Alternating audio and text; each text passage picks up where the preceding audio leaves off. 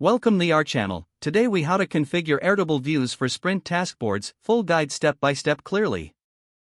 Start by opening your Airtable base where you want to configure your Sprint taskboard. Navigate to the table that contains your tasks. Identify the fields that you want to include in your views, such as task name, status, priority, and assignee. Click on the Grid View dropdown in the upper left corner of your table. Select Create a new view and choose the Grid View option. Name your new view something descriptive, like Sprint Taskboard. To configure your view, click on the View Options icon in the top right. You'll want to filter your tasks to show only those relevant to the current sprint. Click on the Filter option and then add a filter.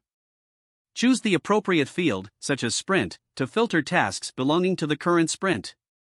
Select the matching criteria, like is, and type in your current sprint name. Now, let's sort your tasks for better visibility.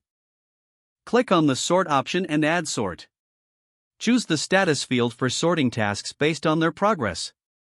Select the sorting order, like A to Z or custom order, depending on your needs. Next, you can add additional views for different statuses, like to do or in progress. Repeat. After setting your views, customize the fields for better task visibility. Click on the Hide Fields option to remove any unnecessary fields from your view. Adjust the column widths to clearly display all vital information. You can also enable color coding based on task priorities. Click on Customize Field for the priority field and select the appropriate colors. This will provide a quick visual cue for task urgency.